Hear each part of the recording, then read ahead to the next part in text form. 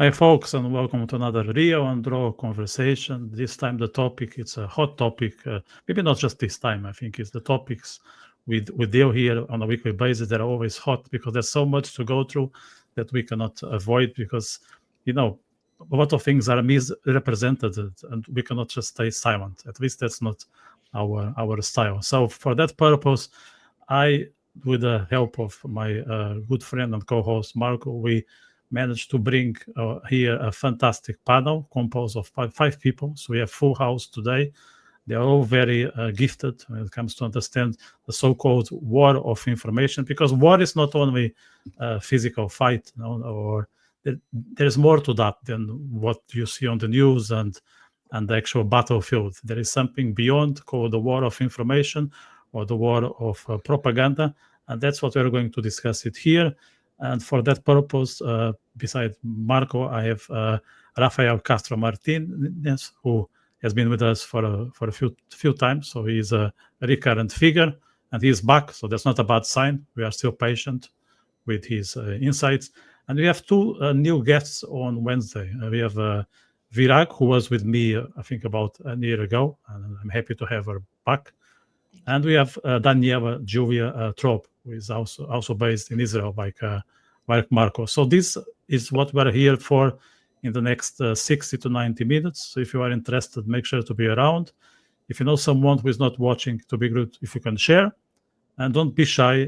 Don't hesitate to use the chat box. It's there for us to make this interactive and dynamic.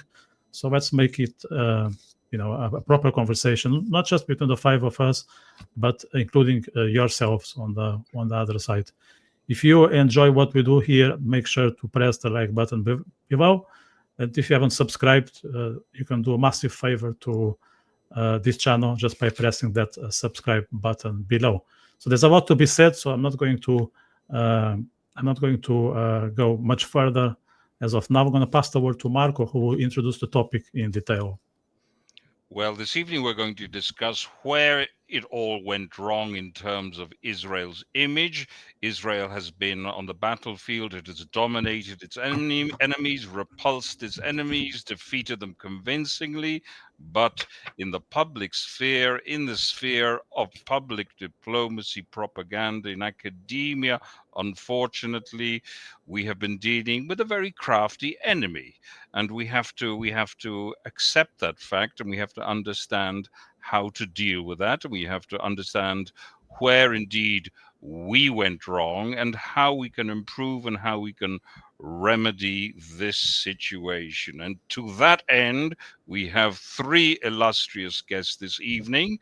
And with Dr. Daniela's Julia's permission, I'm going to start with you, as you were a diplomat for many years, involved in diplomacy, and indeed you were in some very difficult spots, namely Dublin, Ireland.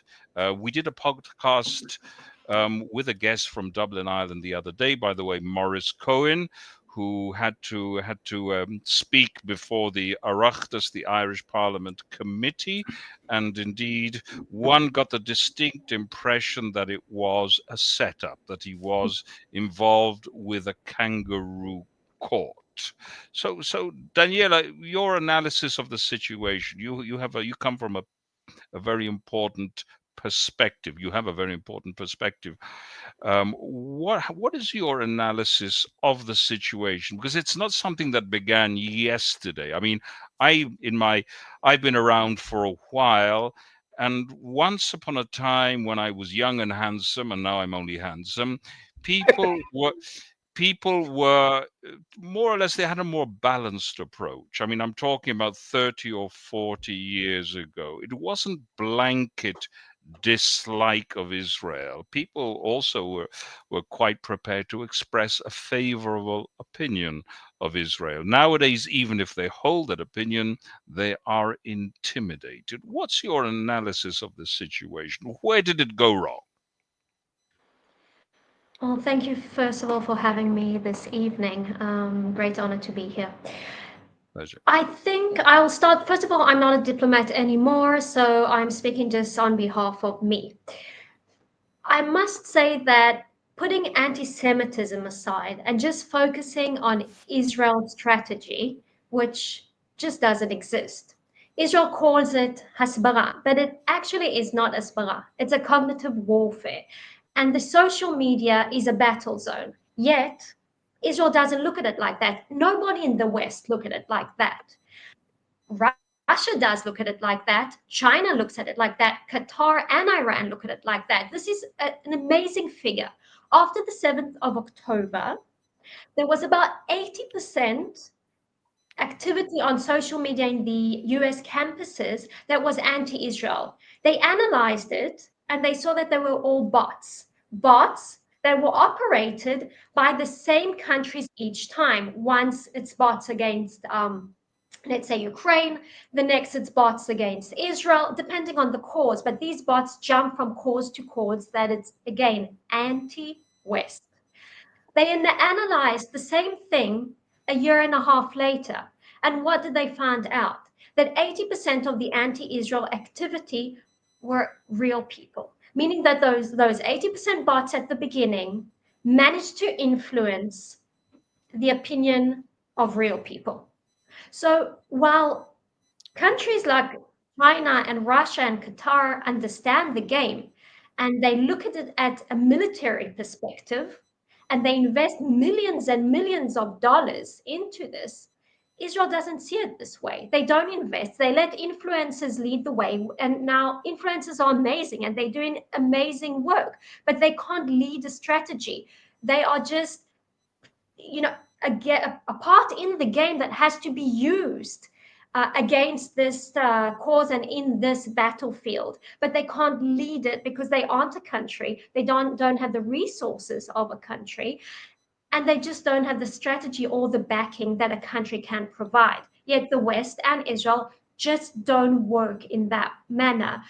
And that's, in my opinion, putting again aside anti-Semitism that will always be there in the back of our heads, maybe not that much in the back of our heads anymore, but that will always be there. Putting that aside, Israel, in my opinion, has to bump up the game and start operating as if this is one of the battlefields, as if this is sky or sea.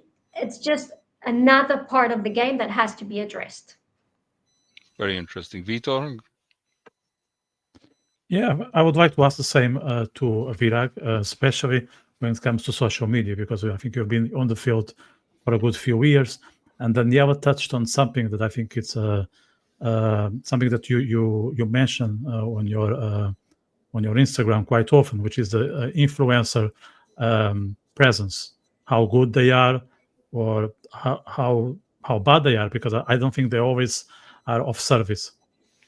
I agree. And first of all, thank you for having me today. And Daniela, I agree with so many of what you said. And I was taking notes, where I can give still some added value. But I genuinely appreciate your frankness here. I think that is a big problem and a big challenge that Israel is facing.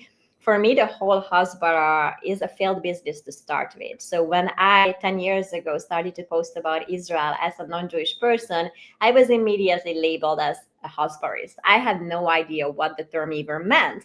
And then the more I understood and I saw the whole industry around that, I was like, this is a false policy to follow. This is not the way. The moment you start justifying things, you are already doing a disservice to Israel, because on this notion, you are actually putting Israel on a whole different standards than other countries. No government is perfect. So you don't need a whole Hasbara machinery to actually stand up for your own country's existence. There is tons of Hungarian hatred going out, in the world right now.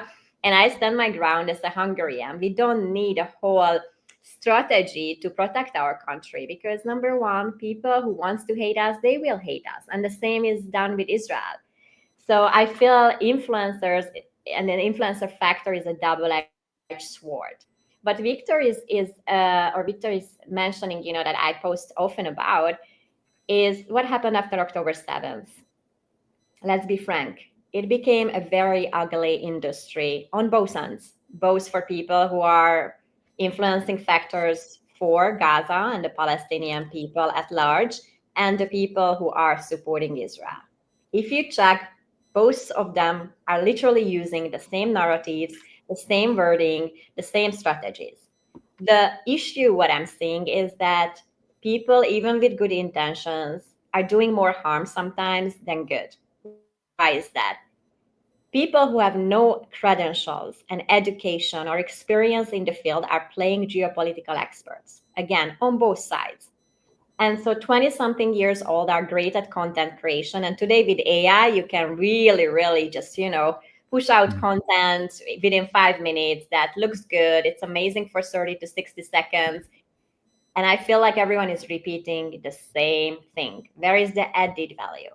Number two, social media is absolutely, such as the word of the arts, is left leaning. So we are against, again, a group of people who are not there to listen, but there to get offended. And that's what you see on social media. So here comes the big catch 22. Influencers are getting paid by the algorithm based on views, likes, engagement. What gives you that? The more provocative posts you post, the better your engagement. You don't need to fact check. In fact, the bigger exaggeration you are saying, even if it falls under the category of yellow journalism, it's good for you because you're going to become an influencer factor. And then, if we put the matrix points together, you get follower base. Basic, it's very easy to grow on Instagram today if you know what to post. The question is whether you're going to play that game or you keep your integrity. If you keep your integrity, it's going to be a slow growth, but probably you can, I'm going to be harsh, but you can look into the mirror the next day as well. If you're okay to follow what the algorithm needs, you can get 200,000 followers within a couple of months. And the problem is that people still believe that follower base equals credentials and credibility and kind of something of an essence. So what you see them, organizations, especially New York City, are having galas where these influencers are getting awards and they are the big stars, whereas people who are actually on the field or people who worked in the field for ages, they are not having the platform because the influencers are the ones that are sellable on a flyer or in marketing, brochures.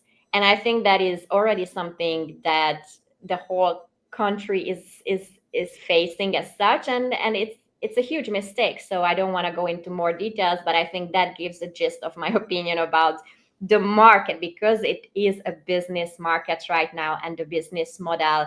And it breaks my heart. And again, I need to emphasize that both sides are doing that, but there are big bucks monies are being made out of this war on both sides. And that's just tragic in and of itself. Mm, mm. These are very important insights because obviously um, most of us are not au fait, certainly of my generation, with what you've been saying just now. So these are powerful insights from Daniela and Virag. Raphael, the problem though starts many decades ago because Israel, in the sphere of, let's say, Hasbara, this ridiculous word, has been losing the battle for many years. We're talking about decades ago. What is your analysis of the situation, and where did Israel go wrong, and what can it do to get the ship on an even keel, as it were? I need to apologize because I only have 5 minutes, and I could speak for at least 50 minutes. So let me just focus on two main points. I think the term Hasbara is wrong because it means explaining, and the Jewish people have explained themselves for at least 2,000 years, and it hasn't worked very well. So I would Exactly. say I think that what is more needed and urgent are not rational, intelligent, factual arguments, but something which I would label hizdahut, creating self-identification of non-Jews with Israel, with Israelis, with Jews, because it is only when an emotional connection is created that one can really feel the pain and sympathize with what you're going through. And Precisely. and this is something that the Palestinians have understood a long time ago. They know that the facts are not on their side, so they developed the art of manipulating and arousing emotions wonderfully, and they do it in so many ways that are subtle, elegant, that even the best movie directors would not think of, resorting to. Indeed. Let me just say this, and obviously you'll pick up again. They throw the hysteria bombs very well. No, but it's not just hysteria. It's just think of these images you see of mothers in Gaza holding their dead children in the arm. For any Christian, especially any Catholic, this reminds you of the Pietà of Michelangelo, of the dead Jesus. And this is obviously something that resonates when the kid has died because of an Israeli weapon. Well, that's right, but it does generate hysteria, which blocks a real analysis of the situation. They're but I think striking an emotive note. You're right, but labeling hysteria suggests that it's something irrational, impulsive. No, it's very smart. It's very subtle. It's something No, quite. Yeah. Sorry if I just interject. I'm not saying the rationale behind creating the Palestine, as I call it, is there. It's certainly, absolutely. It's a very subtle operation, because they understand that on a factual basis they don't exist. Okay, so they have to take it to another level. You're right, but I would really urge everyone in Israel, to stop thinking that Jews and Israelis are smarter than Arabs, because the Palestinians in the field of propaganda are much better than you, and they really pull the right levers, and that is why they're so successful. The second point I would like to raise is that a lot of Hasbara is self-referential. It's like Zionists talking to other Zionists and convincing themselves that they're right, which adds no value, because what's the point of convincing people who already agree with you? There's very little effort to reach the middle ground. And I see so much toxic behavior, when you're in a Facebook discussion and someone asks a question, and, just people just call them, oh, you're an anti-Semite, and so on. That's counterproductive. And the Arabs don't do it because they're much smarter. In Arabic, they say that those who support Israel are, sellouts, Islamophobes. But in English, they're very polite, very tactful. They speak about peace, about freedom, and so on. So, I'm not urging you to be dishonest, but I'm urging you, people involved in Hasbara to really think about how their words come across to people who don't share your perspective to begin with. And another thing is, Sorry. Daniela and Virag mentioned correctly, the lack of basically priority that the Israeli authorities give to this. Virag mentioned the wonderful galas. Great, but I think it would be much more productive in terms of return on investment for a couple of recruits of the army, to send birthday greetings to the thousands of little people that defend Israel on social media. Because just imagine, I get called a whore, a Zionist whore, a mercenary, even though I still haven't received a big buck from the Ministry of Hasbara and the all-powerful Jewish lobby. But this is what people think, that we are in this for the money, whereas the other side is in it for idealism, whereas reality is the other way around. And we get demoralized, especially because so many of the arguments used against us come from leftist Israelis. So just imagine me called a prostitute, trying to dismantle arguments, refute arguments that come from university professors who, have all the rights and all the privileges of being Israeli. Whereas, I had a Pakistani friend who defended Israel. He stopped when he realized that, he was getting continuously confronted by citations by Gideon Levy and by others of his ilk. And he said, why should I draw the attention of the Pakistani Secret Service to defend a state that actually couldn't care less if its own people, are a fifth column? So these are a bit, the frustrations that being an unpaid Hasbarist creates in life. But I think, it's important to think about it. Yeah. Indeed.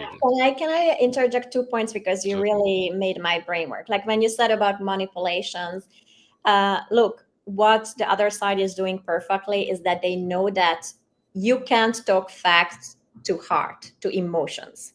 They know it's emotions to emotions, whereas the Israelis, and I need to tell you, it's also at large conservative or right-wing media and right-wing PR always works like this. We are fact-based. We still think that people are interested in facts. The left-leaning sides and the underdogs always go for emotions. And that is why they could move such a crowd in New York City or in LA and in between because it was about emotions. Nobody cared about the facts, which river, which sea, we all know the cliches at this point. But that is the problem here. Indeed, indeed. Daniela, would you like to pick up on this theme? Sure. I absolutely agree with the fact that we speak facts and the other side speaks emotions, and it just doesn't work. They also respond faster because the facts just don't matter. So in social media, the name of the game is speed. And if they, just post something, it can be a complete lie, but it really doesn't matter because it resonates with people, and then it's already spread out. And it doesn't matter what Israel will respond because nobody's going to hear it anyway. The story's out there. I also think, though, that it's a matter of numbers, and there are many more Muslims in the world and anti-Israel people than there are Israel and Jews. So we are in a disadvantage there. Yet our strength in Israel is technology, and if we will use that technology on social media, we have all the startups in the world with the best technology, and to utilizate that technology towards this cognitive war, then I think we will be in, I don't know if an advantage, but at least not so much behind. And regarding what you said about the IDF sending out messages to all the pro-Israeli activists around the world. So the IDF isn't involved in it at all. You have a cognitive unit in the IDF, but they deal with enemy states. They don't work in Western states or towards Westerners at all. It's not allowed. So basically, I opened when I was younger, when I was a student, I opened 3 operation rooms that were Hasbara rooms in 2012 and 14, and also in the last war on 7th of October. And we had many volunteers trying to work on social media in order to push the message as much as possible. And we were working in front of the different ministries, the Ministry of Foreign Affairs and the Ministry of, what was it, the Hasbara, whatever it was called then. I think now it's closed. And they were approaching us and asking us for help. So there is no strategy in place and no resources, and also the budget doesn't go there. And if the budget goes, let's say, to the Ministry of Foreign Affairs, the people there are career diplomats. They don't know social media. They don't know marketing. They don't know military tactics when it comes to cognitive warfare. So how do you even expect with a big budget for them to operate accordingly? Basically, we're in sort of a loop that Israel isn't managing to get out of. And I agree with you completely. When I was in Dublin, I had some amazing activists, really some of the best activists I've seen in my life. And some of them weren't even Jewish. And I was in awe because they were receiving so much hate, but they were fighting for a state that wasn't their own state. And I tried, as just the small diplomat, to encourage them and to be there for them as much as possible.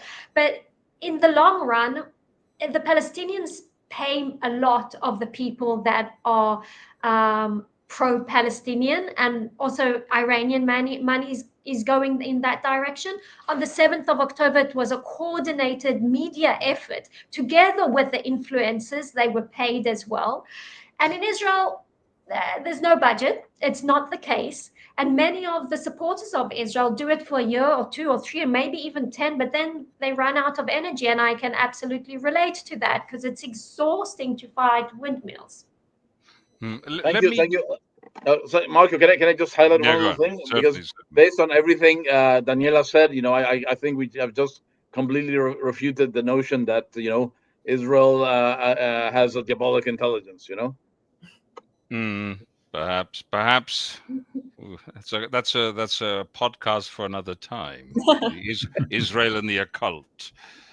Daniela, I just want to raise a little polemical note here. Perhaps there is a sector of the state which wasn't as interested as perhaps as we are, as stating some unpleasant truths about those who were once called our peace partners. That's my sensation, having frequented certain circles. that they weren't convinced that we were, let's say, use this abused term, on the right side of history. Now, they very often represented, I mean, very often they were very conciliatory towards our ostensible peace partners. And what is perceived in the international arena is a state which has won a war, but which is prepared to give back what it has won. But if I were a non-Jew and a non-Israeli, I'd be thinking, what's the good of a thief giving back half of what he's stolen? This is very often the image that Israel projected. So I think beyond social media, there is something else that is amiss. What are your views? It's let's say in a way, Israel set itself up for failure. Basically, it's unprecedented in the history of war for the winning side to return half of what it won legitimately in defense of war. If you look at the broad sweep of history, the Germans lost huge swathes of territory. The same happened to Italy. The whole of Eastern Europe was reconfigured, and yet Israel is with this wishy-washy policy of making concessions. It doesn't really strike something. It seems feckless.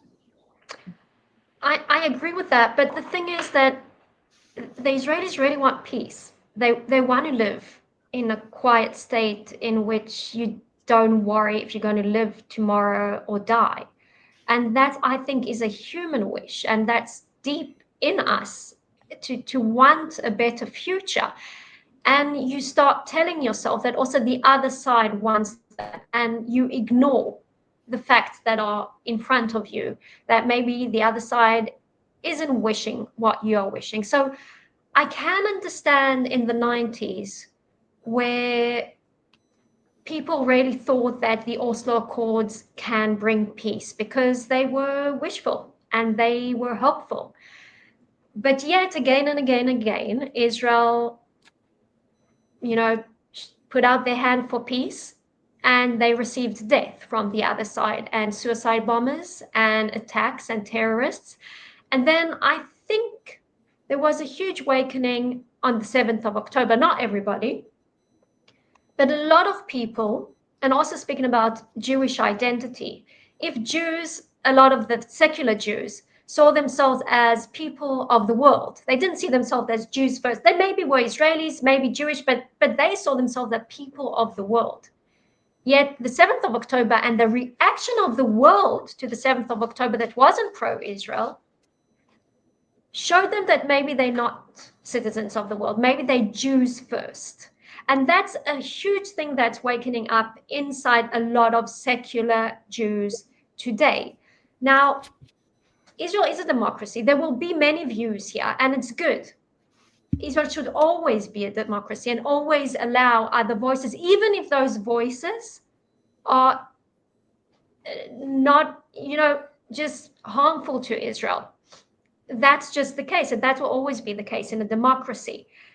Yet, the gear today is in the hands of a government that does believe that we have the right to this land. But they're still not focusing on the international arena at all. So the fault lies, in my opinion, let's look at how beautifully the attack on Iran was conducted, yet it was not backed at all with social media presence or any tactics on that area. I mean, and it can be done, but that is completely left aside, and that is on the government, not on the people that are calling against Israel or Israelis that are anti-Israel. And I'll pass it on to somebody else because I've really hugged the mic. Sorry. No, that's fine. That's fine. Hog away. Vitor. Yeah, I want to say something here. So I want to dismantle urban legend that they say Jews are in charge of everything. So there is this whole myth that Jews are in charge of the stock market. Jews are in charge of the media. Jews are even in charge of something called adult content that I don't know what it is because I'm too much of an innocent person, but maybe you can help me with that. Basically, Jews control the whole planet and maybe the whole galaxy. But if that's the case, how come we are winning the war? If we are in control, if we dictate the rules, if we tell what to do, and if we are, telling this is the direction, this is what to want to achieve, how come we keep failing? If we are in charge, we shouldn't fail. I mean, we could fail from time to time, but it seems that Jews have been controlling the media for decades, at least since I remember. I think even in my childhood, there was already this thing that Jews are going to tell you what's going on in the road, and if you disobey, there will be an issue because you need to say yes, sir. And then there is also this thing that people are sure that Jews are in control because they dig on the on the organization's board, and there is a name that resembles a Jewish surname. So if it's finished in Berg, it must be Jewish, and sometimes it's just German. It must be Jew and evil, not only Jew. If it's Jew, it's evil, and it's preparing us for the worst. So I think people should reflect because there's some sort of paradox of being in charge and continuously losing. So how can we go about telling individuals and the masses in this case, because this is a global issue. It's not about individuals here and there, that Jews are not in charge. And if they were, they shouldn't be humiliated by the media. Do you have any strategy, any approach that you would like to share? Maybe Rafael? Yeah, I mean, first of all, I want to disagree with you. It's indeed true that some Jewish newspapers are Jewish-owned and evil. Look at Haaretz, for example. So, I can also think of the New York Times. So it's just not the kind of evil Jews that the anti-Semites think they are, but there are evil Jewish newspapers, and we all suffer a lot because of them. I have often said that Haaretz for Hamas is worth more than an entire battalion of Nukba fighters because it basically demoralizes Israelis and riles the West against the Jewish state. Now, this question is not so much about Hasbara, but about anti-Semitism. And I have to say that, the anti-Semite is not really receptive to logical arguments because he's not looking for reasons not to hate Jews. He's looking for reasons to hate Jews. So whatever information, true or false, will be framed and absorbed in a way that confirms what he sets out to believe in the first place. And, you can laugh about it. I think that humor is a beautiful Jewish weapon that the Jewish people developed precisely in order to cope with so much hatred. It's much harder to hate people that make you laugh. So, for example, there was this movie, Don't Mess with Zohar. I think that was wonderful, like Hasbara. But ultimately, all this fear of Jews comes because, objectively speaking, Jews are very peculiar people. You can say it's special, you can say strange, peculiar, but it's different for many historical, religious, sociological, and other reasons. And since both in Christianity and in Islam, we have this idea of the devil that is both visible and invisible, both weak and almighty, both tempting and seductive. The Jewish people, in a way, are very easily associated with something scheming, shady, dangerous, similar to the devil. And in the Muslim world, it's even more so because, if the weak and punny Yahud are able to defeat all Muslim armies, either Allah is on their side or the shaitan is on their side. And, if you're a devout Muslim, what are you happier to believe? So, I mean, I think that if anyone gets the formula to heal anti-Semitism, I really think that, both the Israel Prize and the Nobel Peace Prize are far too little for this achievement. There is a comment here from Neshika that I would like to bring to the table, and maybe Virak, since you are based in the States, I think you'll be the right person to comment. So Neshika is saying Zohan, not Zohar. He is the guy running for the New York majority. Lol. It could be a slogan from Zohar to Zohan. What happened to New York City in 30 years? That's definitely a good one. Look, on anti-Semitism, I just want to chip in on something that I try to emphasize, that there are different types of anti-Semitism. There is the one that comes from ignorance, which, for example, I think is generally a thing in Eastern Europe. That comes from the stereotypes, Jews rule the world, but it manifests themselves in verbal abuse towards the Jewish communities and Jewish jokes. And I'm not trying to minimize that, but that is something you can change. And I think eventually, as the time passes, we can educate people on that false narrative that they grow up with. And when you come to Eastern Europe, it has a lot of reason why anti-Semitism exists even after the Shoah in Eastern European, post-Soviet, post-communist countries. So we don't have the time to go into that many people don't understand the nuances there. But the most dangerous form of anti-Semitism is the one that's ideologically driven, because that you can't change. That's literally being indoctrinated into people right now. That is what you see in the US, and that comes from the Muslim world. That comes with that education that they are instilling in Columbia and Harvard and you name it. This is why they were so, reluctant to even hear the facts. And what happened on October 7th, according to this group of people, was done by Israel itself. So it's not like, anti-Semitism is only manifesting itself in like Jews rule the world. No, they legit believe that Israel committed October 7th, so then they can fight in Gaza. So in order to believe that, I think it's almost beyond the level of hatred. You really need to turn off your cognitive, checks and balances and go with that thought. But this is a huge problem. And just a little bit, I want to go back into, I don't know who mentioned, maybe Raphael, about the reflection that we need to reflect.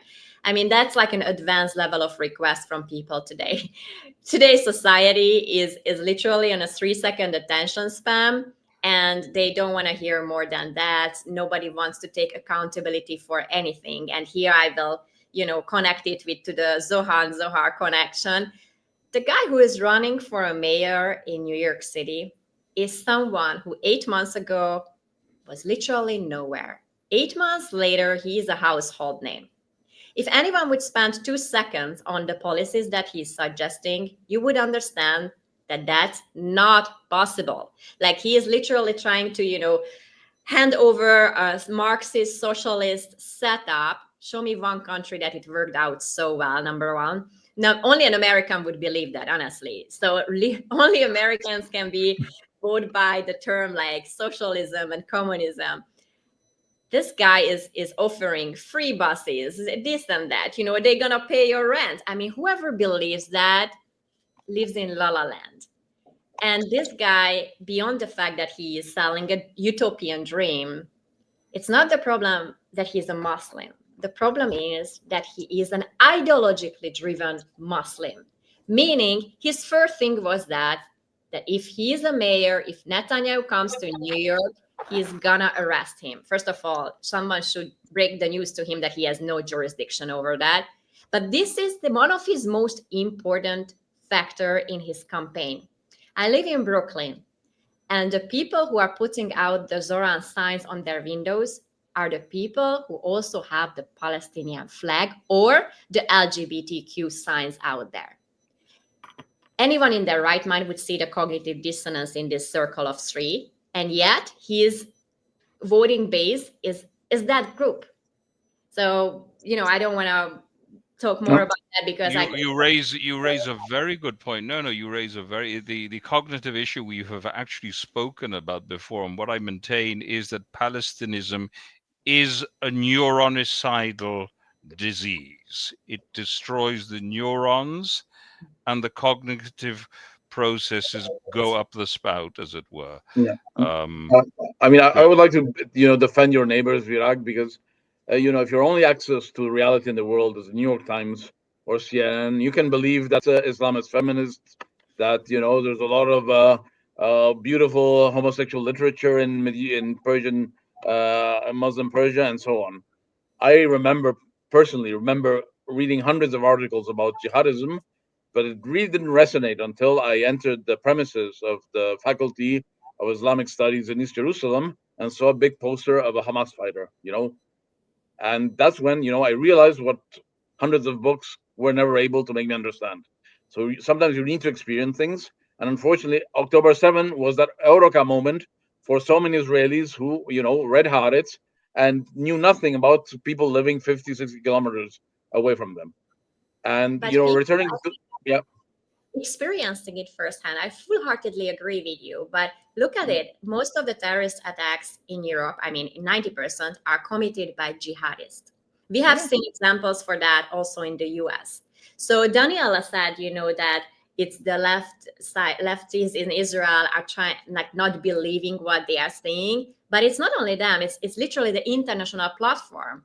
Hamas had said categorically, vocally, publicly, that Jews are the first, then the West is the next.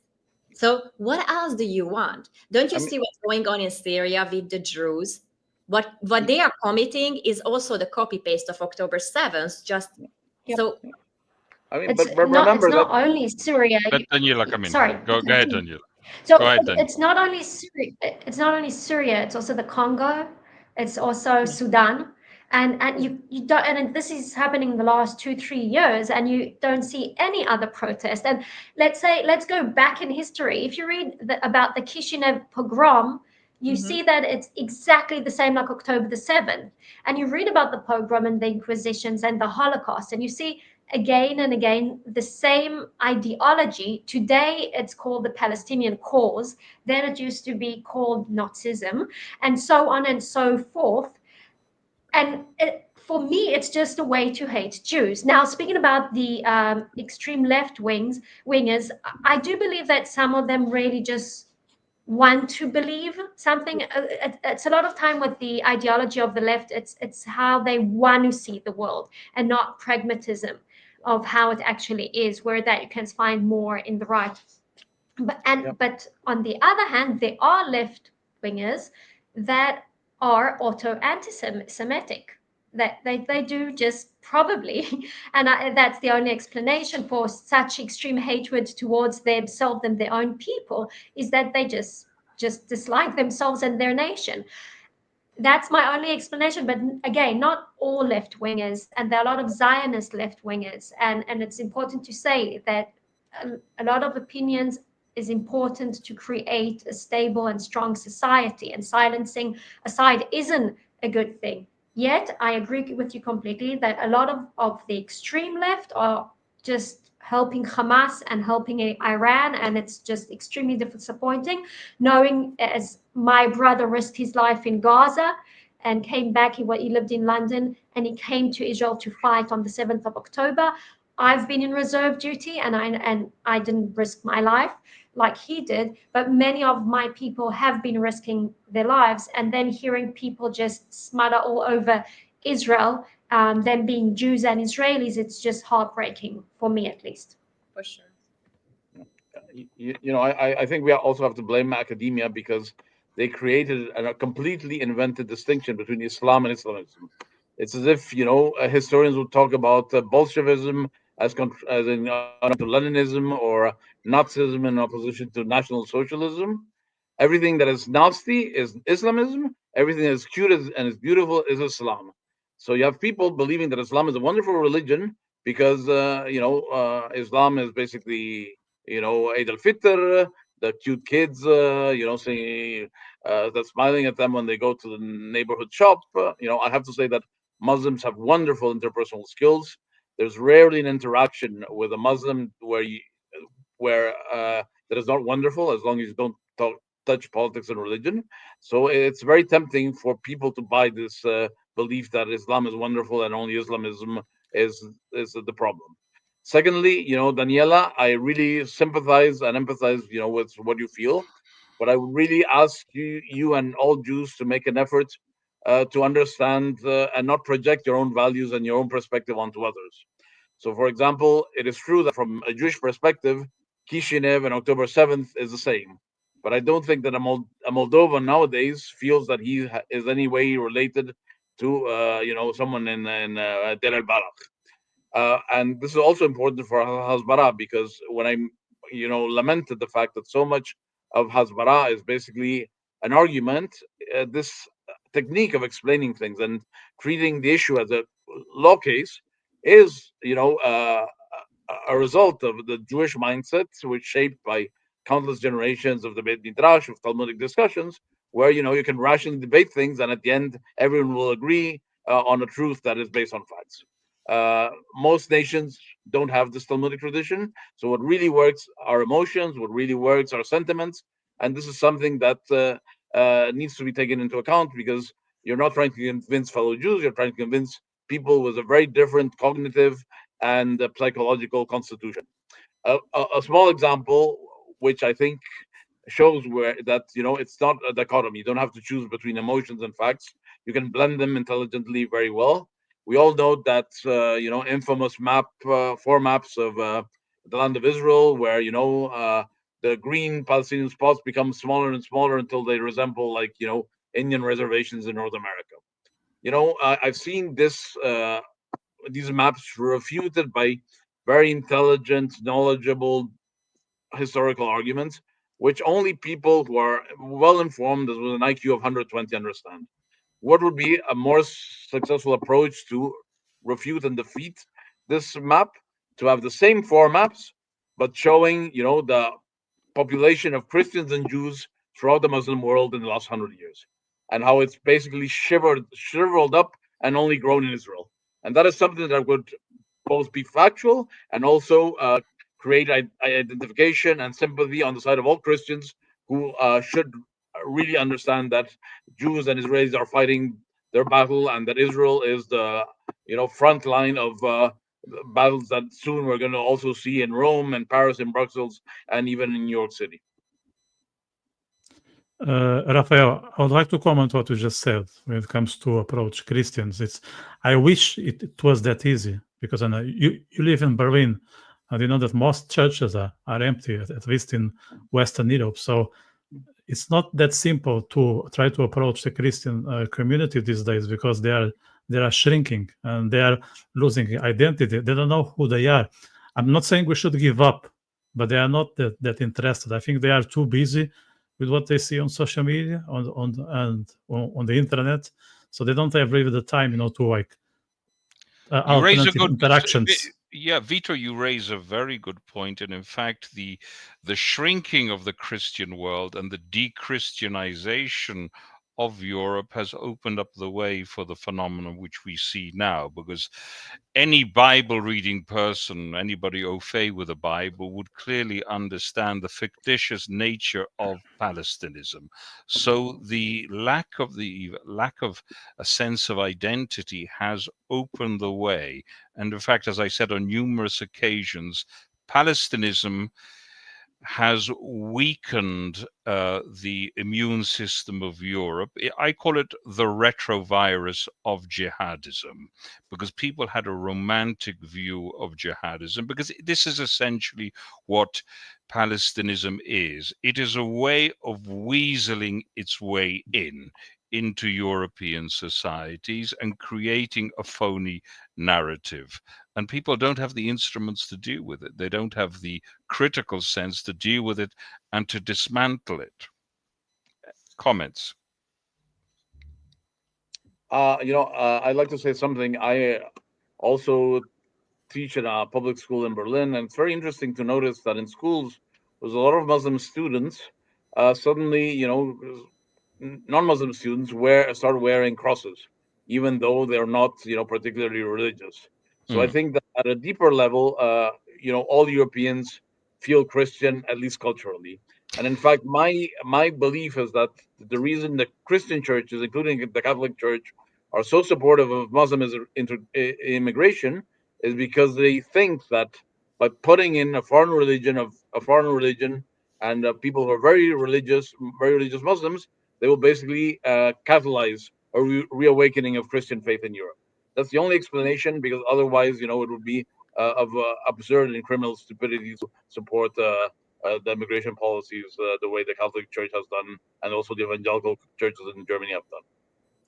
I want to push back on that. I don't think they supported it for that reason. They supported it for humanitarian reasons, especially the previous Pope. He was big on that, and he fell into the the trap of our binary world that we see today, meaning you have the rich white people and the poor people of color. This is how most people are looking at the world. And this is why also the European Union was pushing. I mean, first and foremost, places like Germany or Belgium, they needed a workforce, something that the Eastern Europeans didn't need. And by the time they understood that they are not only getting a workforce, they also get an imported ideology that is not compatible with our Western society, it was too late, meaning right now, 10 years after the influx of the immigrants. So I believe it was more on that side as a human that, we should not let them suffer. And there is this fine line between this and also understanding that, yes, some people are trying to enter to Europe as actual refugees. They are trying to have a decent life. But then there is another group who didn't come to Europe for that reason. There is a very heavy loaded group of people, primarily young men, who didn't come for a better life. And that is something we also see in the United States, where this whole visa situation is now, in the news every day. But it cannot be that right now there is a narrative in the US that the illegal immigrants coming from Latin America or other areas are the righteous ones because they are people who just want to do better. And anyone who is white is automatically privileged, and hence we can be legal. And this is the same narrative that people have been using on the street vis-a-vis October 7th and Israel. They look at Israel / the Jewish people as the white, rich colonizers. The Gazans are the poor, quote unquote, people of color, the underdog. And this disadvantage is already putting every narrative or every, quote unquote, the Hasbara system at a very challenging position, because Jews are never looked at as a minority group, not even in America. Jews are always the rich ones. Every other minority group could fight for their equality in a sense that look at what Black Lives Matters achieved, regardless of my opinion on the organizational Black Lives Matters. But they achieved that today. You say one bad word against a Black person, you are immediately racist. If you say anything, really a blatantly anti-Semitic sentence against a Jew, it still needs context. It is not automatically anti-Semitism. They're gonna mishmash it with anti-Israelism, or it's only anti-Zionism. So the biggest problem that I think we face today is this binary looking at the world, that whoever is white is automatically privileged. So this is like my 2 cents on this immigration. I agree with you. I do think there is sort of awakening. Maybe it's too late. I can't tell. But of, let's say, France and Britain thinking of shipping back Syrians. And that lays a very big problem with Al-Julani now, because they really wanted him to be sort of a good guy, or to view him as a good guy. The normalization was also part of that, normalizing Al-Julani, in order for them to kick out as many refugees as possible to save what's left from Europe. Now that Al-Julani went and butchers the Druze, you see two things. First, as if it just didn't happen, because they can't let this stop their plan of getting them out. And if you do look at it, they just don't know what to do with it anymore, because they're like, okay, if we kick them back, we again are the bad guys. So they're in, this loop that they're just not being able to get out of. And I do believe that Europe is in a very big trouble. I don't know if it will manage to survive this exchange of populations that occurred in the last 20, 30 years. I just want to correct you on one sentiment that I'm very sensitive about. Is not Europe, is Western Europe. There is a huge gap between, in this regard, East and West. And look at all. You're absolutely right. Yeah, So absolutely right. I want to mention it because it just shows so clearly the difference, even regarding anti-Semitism. Like Eastern European countries, or I can talk to Mike about my country, Hungary, we didn't have pro-Palestinian protests for many reasons, but we did not during the last 2 years. And so the differences between those people who invited these ideologies / cultures and the other side is palpable, and the statistics and the facts talk for themselves. Yeah, just You're- just so to Virak's may- point, Yeah, let me go just share one story here Mm. because I lived in Hungary and I currently live in Ireland, and things are very different when it comes to fearing some things we have at home. Like you can see, I have a Hanukkah just behind me. That's fine. That's fine because most Irish people don't know what it is. So that's fine. I keep it there all the time. Yeah. But in my bedroom, that I'm not going to show you because that's very private, I have an Israeli flag. Okay. Now, when I'm away, or when myself and my girlfriend are away, as we know, I have a cat, and you can see him, you can see the portrait with me there somewhere on my back. So when we are away, we need to hire a so-called cat sitter, and we have two cat sitters. We have the Brazilian, who is evangelic, and they have no issue keeping the Israeli flag because I know she's a big fan of the Holy Land. And we have an Irish, and I don't know who is she. She has always been professional. She always did the job, but I don't know her political beliefs. I don't know her views on the Middle East or if she has any. But just to be safe, I always remove the flag. Now, when I lived in Hungary, it never ever occurred to me to remove the Israeli flag. And people will say, but look at the history, look at the Shoah, look at all that. Yeah, but that was a couple of generations ago. I'm aware of it. But I wouldn't fear at all if a Hungarian cat sitter would come to look after my cat when I'm away, whether I'm in Hungary or in Ireland, because that's not the case. And then people criticize Fidesz and Hungarian government for being racist and xenophobic and anti-Semitic. They don't know what they're talking about. They probably never been to Hungary. Vitor, excuse me, they do know what they're talking about in the sense that they're pernicious. They're misrepresenting the truth. They deliberately misrepresent things. And this is what I wanted to get back to something. You mentioned Eastern Europe, which still has a traditional conception of reality, and the European Union. And I think we have to try to understand something about the European Union. And it is my humble opinion that the European Union is the most anti-European organization in the world. And I think it reflects itself in the treatment of the Jews, because the Jews are an exception in the sense that they've always maintained their national identity. And the European Union is essentially about dissolving national identity, and this is reflected in the literature and especially in the material in schools that the didactic material that is generated. Some thoughts on that? I generally think the European Union as an idea was great back then. It just got overstretched. They couldn't stop at the economical and financial collaborations, and I do believe that the European Union is a threat for sovereignty and national identities and cultures. So much so that I actually wrote my bachelor thesis on this topic. But it was so close to our accession to the European Union that no supervisor wanted to accept my topic. Nobody wanted to touch it. Yes. So eventually I found one journalist and one real big thought leader in Hungary who accepted that. And today, 10, 15 years later, we can talk about it.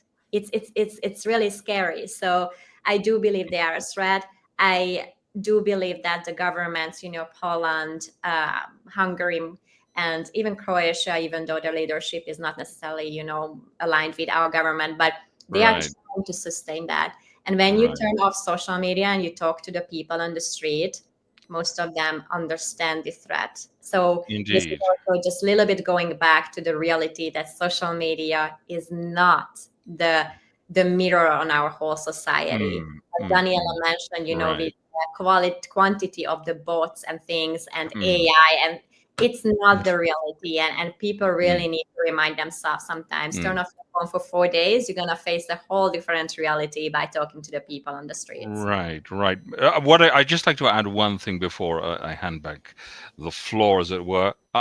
I'm firmly convinced that the EU and many other Western countries which think in the same terms are a pernicious actor. They are effectively at war with Israel on many levels.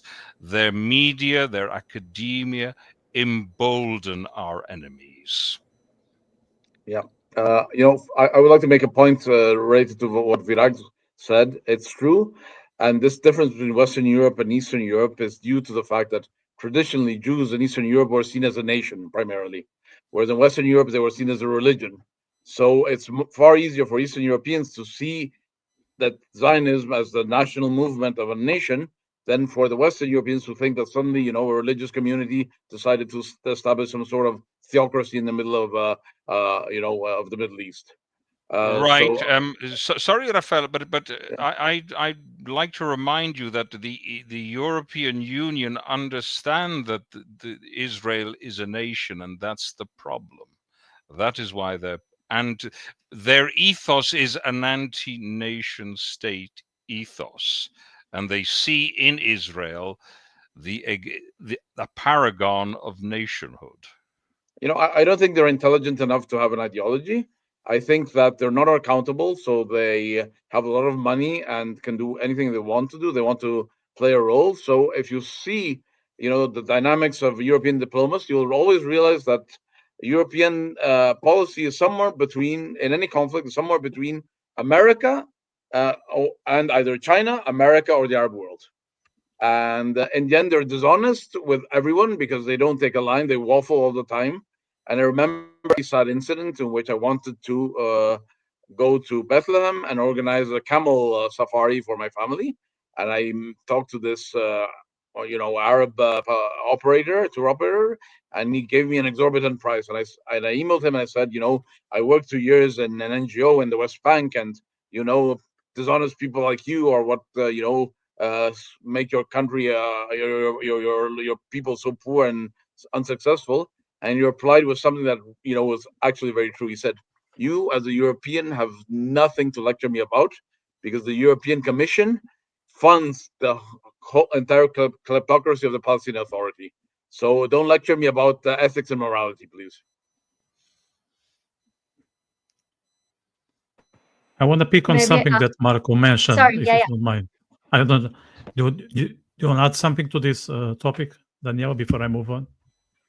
Just maybe on the point of maybe something that can help, and I think that President Trump is going in that direction. And I'm going to speak just a moment about the normalization. Syria isn't really the matter. I'm picking up on what I said before. Syria really isn't the matter here, and the matter is actually Saudi Arabia and the coalition of the Sunni states against not only Iran but also Russia and China. And the meaning of it is he aims to build not only railways but also a gas and oil pipe going through from the Gulf states through Israel, through Syria, Jordan, and up to Europe, and then disconnecting Europe from Russia and China. Okay, so you can only do that through Israel and the Gulf states. That may help making Europe less dependent on the Arab money, and therefore also less dependent on China and Russia. And maybe we'll see a tilt in strategy. Maybe. Again, anti-Semitism is so rooted, and also what you spoke about anti-nation, that is all I agree completely. So I don't know if there is a remedy for this, but as we see in history, anti-Semitism goes up and down in waves. So I do hope that after the victory now against Iran, it will decline at least a bit. Don't know if I'm hopeful. I can just wish for it. We all need the hope. So I like that you share that. Right. Let me pick on something that Marco said, which is the enemy among us. So Marco referred the European Union as an enemy of Europe. I would fully subscribe that opinion, although I can see some positive sides, but maybe the current state of the institution is not the most positive for us Europeans based in Europe. But let's move this concept and apply it to the Jewish people. I think we also have some enemies among us, and they are powerful. And I think the biggest name is this old man called, and Virag, forgive him for my pronunciation, Gyongyo Soros. I tried my best Hungarian in front of you. That's a hard one, but it would be George Yeah, Soros. Yes. yeah. Okay. But I tried my best. So yeah, he's still around. If it's not him, it's his tentacles. I would like to get your thoughts on this, Virak, as a Hungarian. And I know, Raphael, you had some dealings with the organization. Yes, If you are able to disclose those, and of yeah, course, Daniela, yes. you are also free to add So your input. So ideologically, Raphael, go ahead. ideologically, I hate Mr. Soros just as much as any of us. But I owe him my family because I worked 2 years in an NGO. He paid my salary, but instead of writing pretty useless reports, I chatted with my then girlfriend, now wife. So my 3 children are basically I owe to him and to his budgets. And actually, it's the only constructive thing that came out from that NGO. Basically, my family, because everything Every else was cloud has a silver lining. yes. But I have to say one thing, because I really think that for all the evil that Soros has done, I really do think that sort of pushing this narrative that everything he's involved in everything nefarious is sort of like what was done 100 or 200 years ago with the Rothschild family. It feeds on very nasty stereotypes, and it's very interesting because there's an article, I believe, on the New York Times or the Washington Post describing how the idea to turn Soros into a campaign issue in Hungary was actually the idea of a gay American Jew who said, Orban, you have no issues. People will not be mobilized to come to vote for you. So you need to find an enemy. And he said, look, Soros is the enemy you need, because if you whip up hatred against him, people will come out and make you win the elections. And it succeeded once and twice. And then everyone else realized that Soros could be made into bogeyman responsible for all the evil in the world. Now, I'm not saying he's not evil. He is evil. But let's be realistic about how much evil he can do. I think that there are other people like Putin, like Al Jazeera, that are infinitely more toxic than anything Soros has done, does, or will ever do. So just to clarify, Hungary didn't make Soros the scapegoat and the enemy. He was the enemy of many countries and the global platform way before Hungary started to say his name out loud. And there is something very tragic, actually, since we are talking about narratives, anti-Semitism, that because of the campaign against Soros from Hungary, we were labeled an anti-Semitic country, starting from the ADL and other platforms. It's false. And I tell you why. Soros was never named as he, the Jew, does this and that. We just said he, as Soros, does this and that. He's also Hungarian.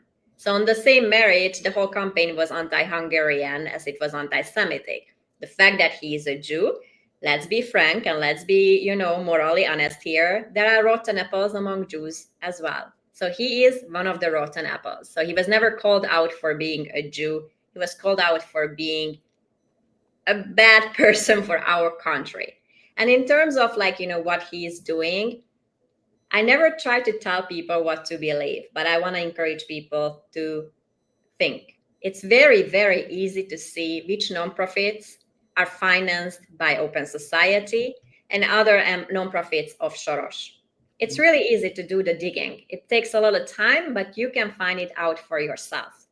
So when in America, especially, I meet people from the left side, vehemently Jewish people who are protecting Soros, that's when I kind of need to take a deep breath and go into my Zen Buddhist master, because that is being blind.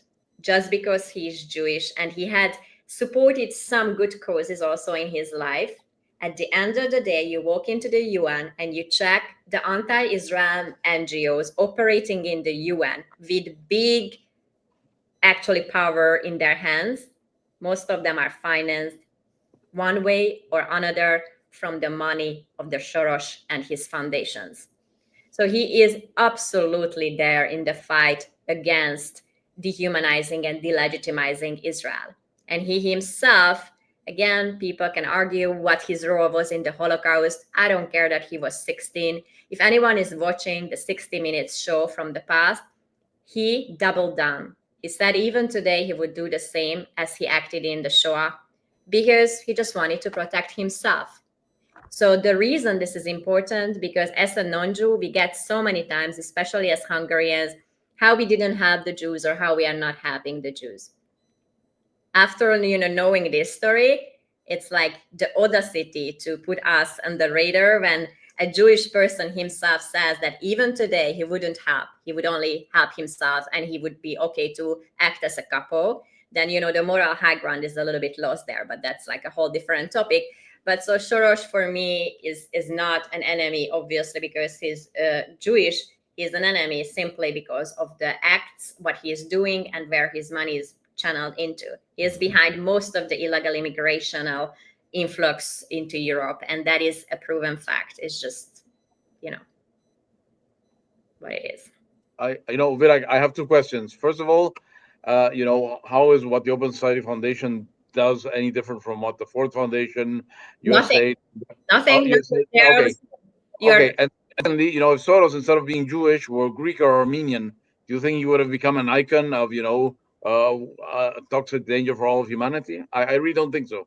No, you got a good point there. I understand, that there is definitely more of a trigger in the fact that he is Jewish. I don't deny that for a second.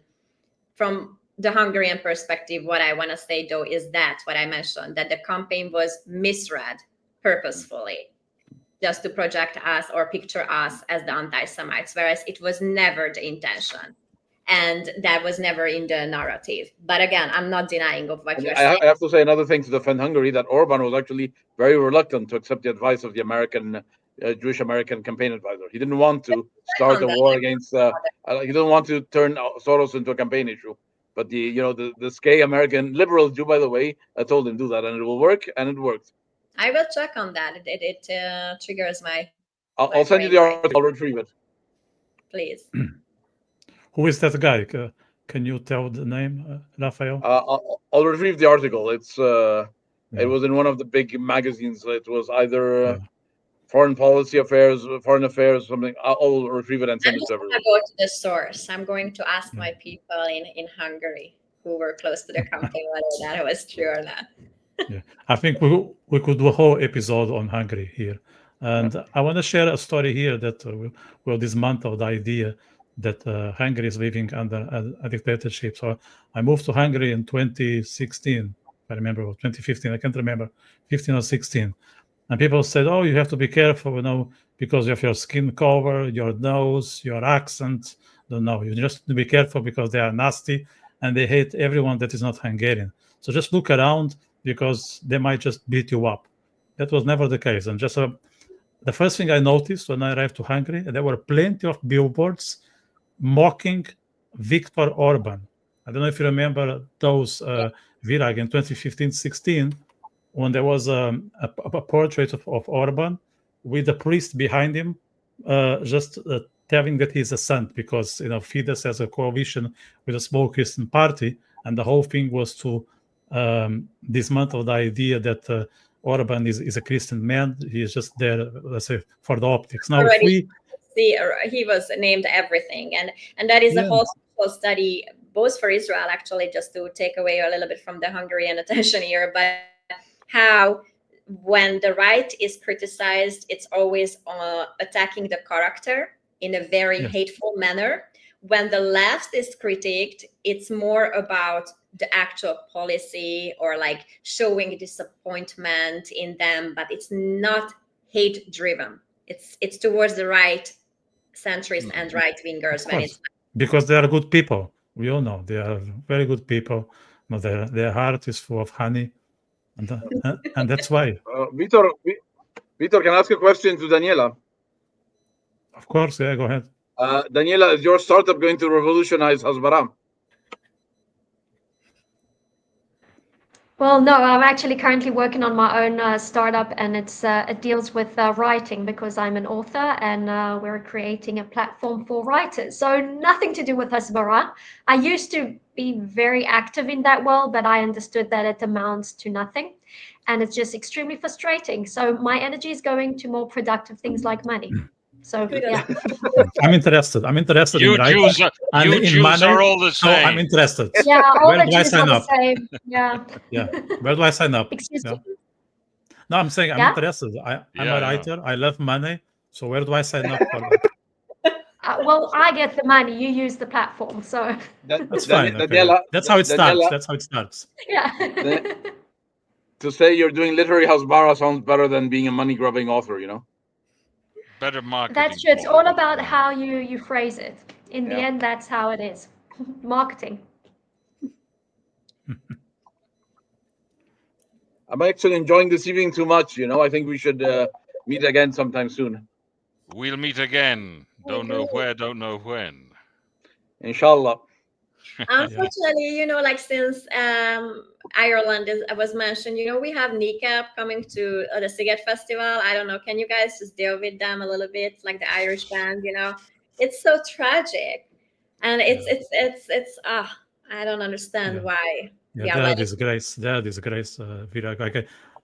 If it wouldn't be Hungary, I would just say stay there and don't come back. But I love Hungary too much to say that.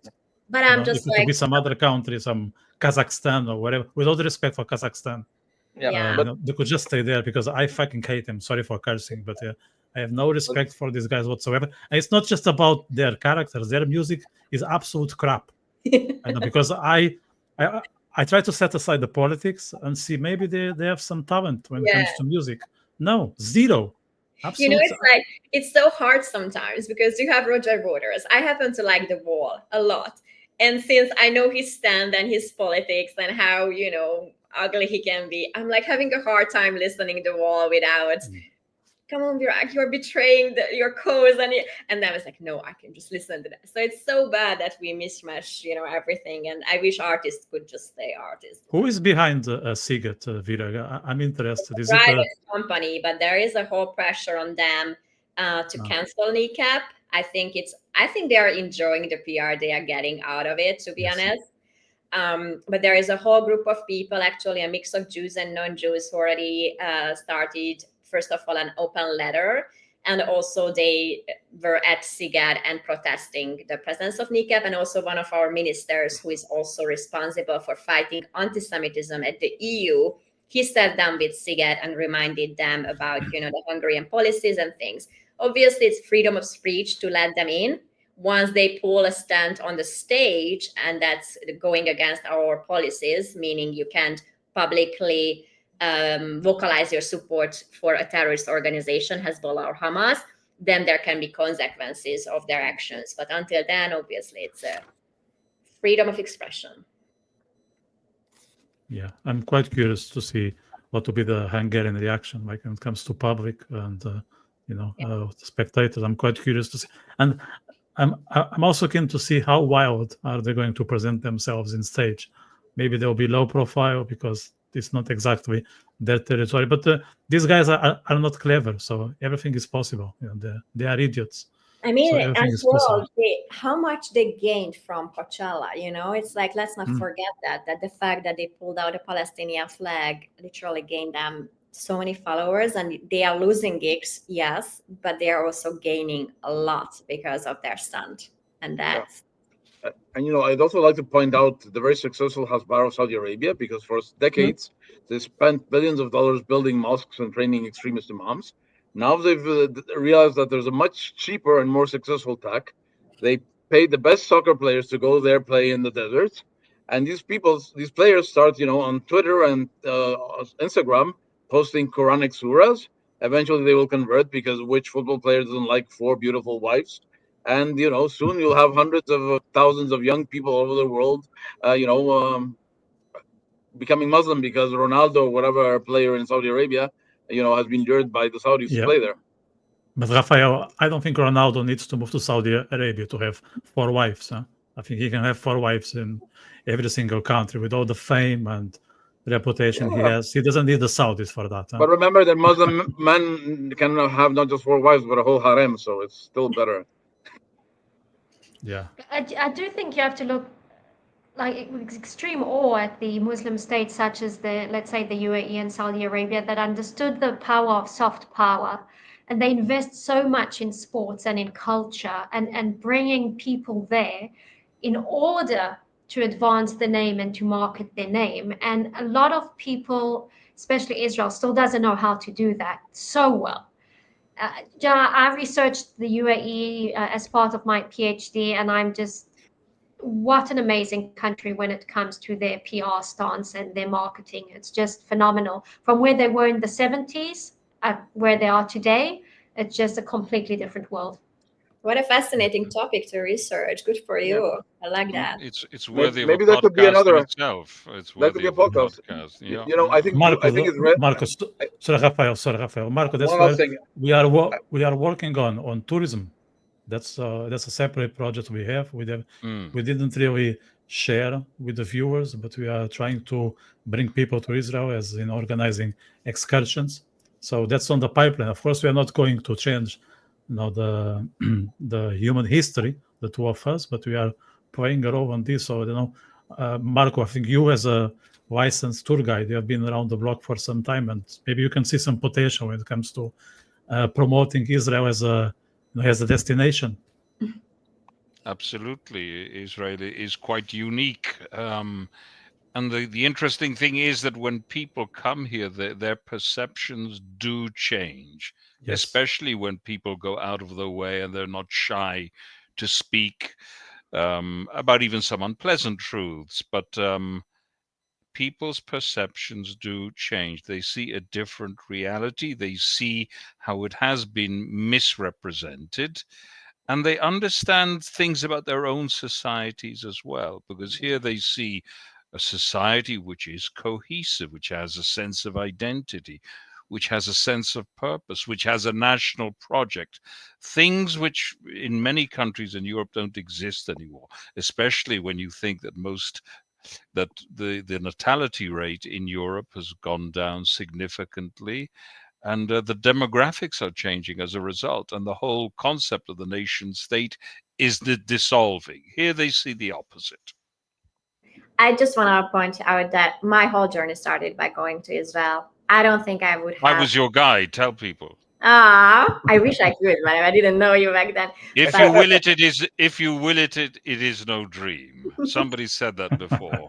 Somebody, yes, but really, I actually the best Hasbara would be that to invite those professors from Ivy League colleges who are blatantly anti-Israel, and instead of the influencers who are getting their free trip to Israel, they should be getting their trip and look and check and visit the border between Gaza and Israel, visit the border between, even Egypt and Gaza, have an actual sense of the Middle East, because most of these professors were never even visited. You're perfectly right, because they've put up the force field to any critical sense, any capacity to analyze things. This is the tragedy of Palestinism. By the way, Palestinists have done a wonderful job in that sense. They've put the brain into shutdown of many of these people. Rafael, I'd like to say two last things. You were saying about the professors. I'm afraid it wouldn't work, because intelligence is a two-edged sword. You can use it to understand reality better, or you can use it to deceive yourself better. And these professors, even if you showed them all the beautiful things of Israel and all the horrible things of Hamas, they would still blame the Zionists for having done everything. This is why I'm bringing Daniela. I have hope, because I know how much I've changed by being there. So I feel like there is still hope. And if you bring there 10 and only one will start questioning things, I'm all for it. But you're right, Virag, but you were young. But a professor will only change his mind when his wallet makes him change his mind. So you have to start cutting the faucet and the funding from all these departments that foment American, anti-Western, anti-Zionist ideology, because then, believe me, intellectuals are very flexible at upgrading their ideas to make sure they match with their financial interests. And secondly, I would like to ask Daniela's opinion about this. At this point, I think it's more than clear that there are many spheres connected to the PR and propaganda, where the Arabs are better than Jews, and we just have to accept the fact very humbly. There's something very hard, especially for Israelis, to accept that Arabs can be smarter than Jews. I think they just have more money and more people. I don't think in some places, they're smarter than us. You can't win all the fronts. This front we lost. But for me, the most important thing is that military-wise, that we win. We're alive. Yeah. Iran didn't win. The Palestinians didn't win. Syria didn't win. Lebanon didn't win.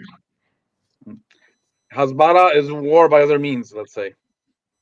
Exactly. I do. As I said at the beginning, it is a front that Israel just neglected.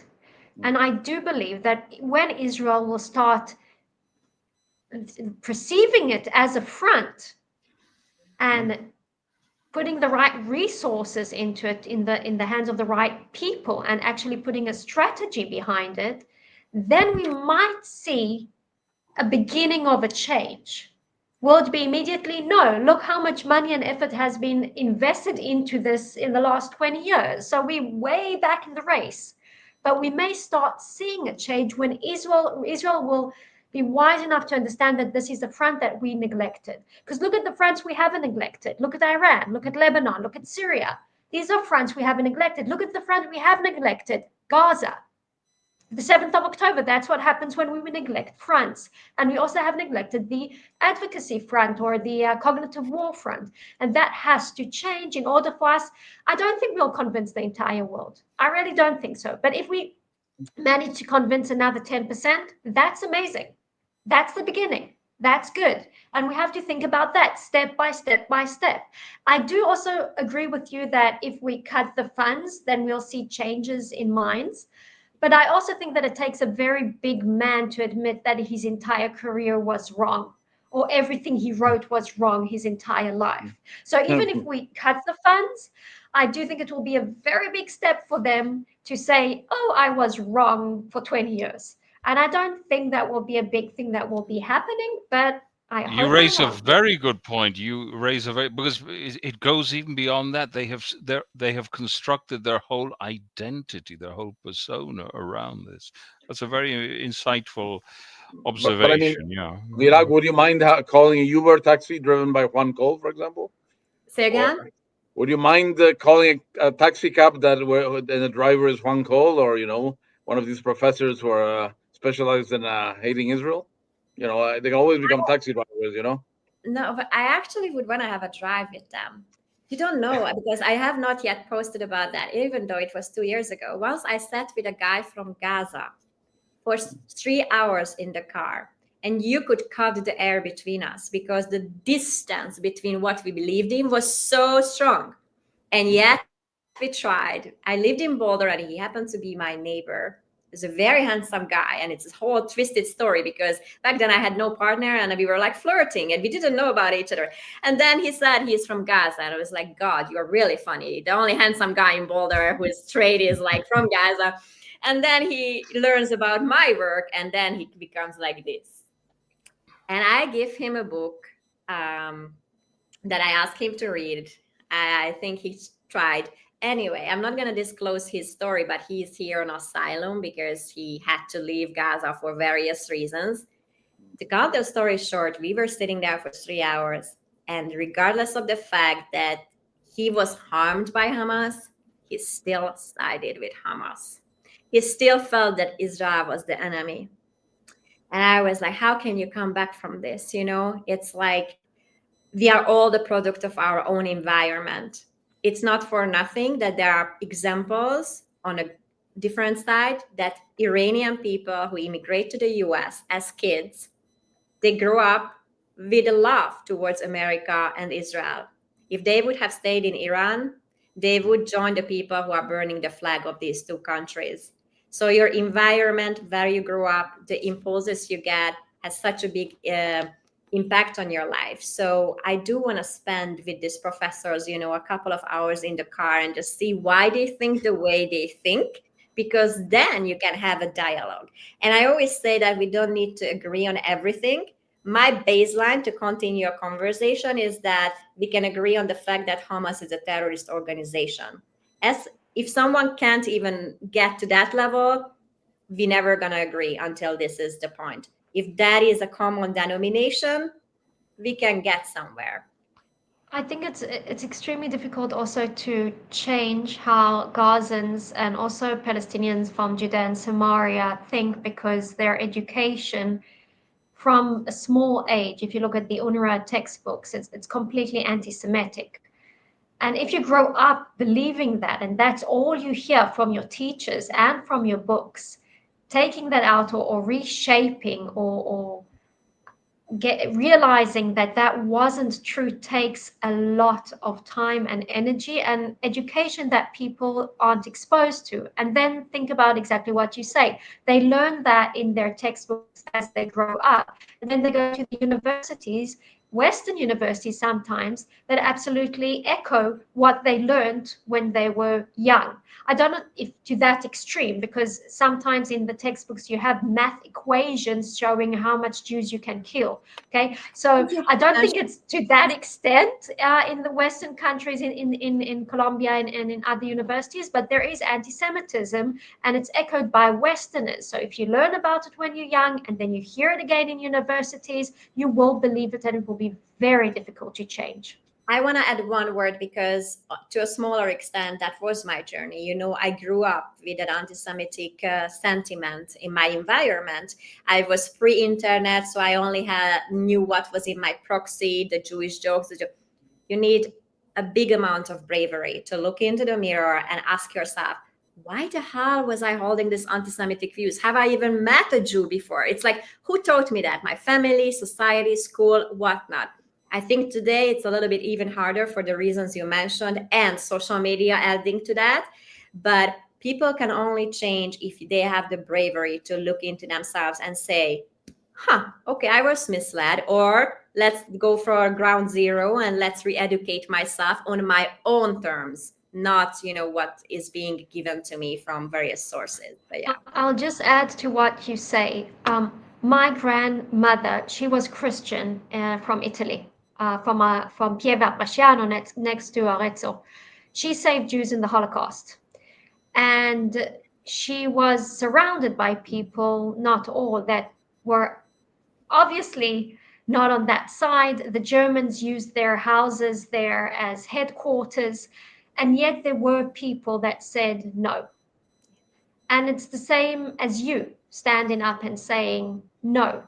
There is a different story, there is a different side, and I'm willing to open my heart and my ears to this story and to the truth, basically, and to stand for what I believe is the right path to go in. I think it's true then in the 30s, and I think it's true now. And thank God to those people, to people like you, that the truth will survive, or I at least hope it will survive. It survived then during the Holocaust, and I hope it will also survive now through these horrible anti-Semitic times. Yeah. Daniela, I think we need to rebrand Hasbara. Do you think that the Israeli government and leaders would take the task of basically presenting Israel's position and building empathy in the world more if instead of calling it Hasbara, we rebranded it as the Seventh Front, Hazita Shivi? Well, that means that you have to shift the responsibility for the cognitive efforts to the military. Now it's under the Ministry of Foreign Affairs, and that's a huge fight. There's a huge fight also in the American system. Well, no, I don't think the thing is, I just don't think it will happen. Even though I wish it would happen, because I do think it will function better under the military, because that's how our enemies are operating, and it's going quite well for them. And I do think that's the effort that is needed.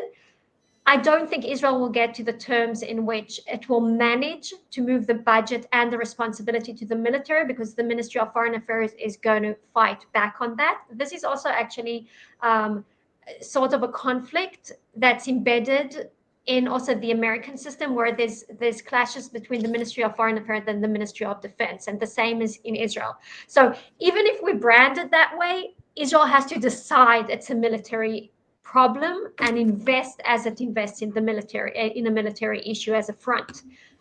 Without that, without us solving our internal conflict here, it just won't happen. But I love the name. I agree with the name. I think it's absolutely right. If it will affect anything, only if we deal with our problems and conflicts internally. Yalla, Daniela, we need you in the Knesset. I love my life. I don't want to go there. That's destroying my life completely. I hope not, Daniela, because I wanted to invest in that platform for writing.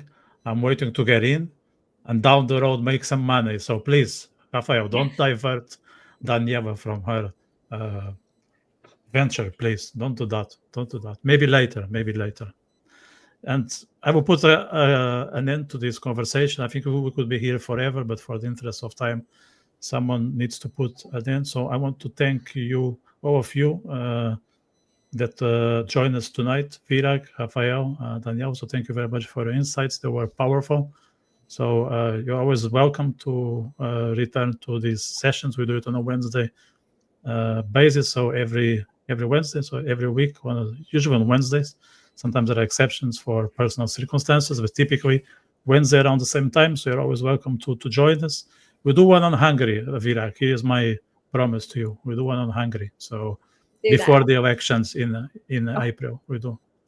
Yes, and I have a special announcement for viewers. If they're in Berlin, a small beer is on me. For the participants of the session, a big beer is on me. Okay. A what? A small beer? I don't go to Berlin for a small beer. For viewers. I go for a big one.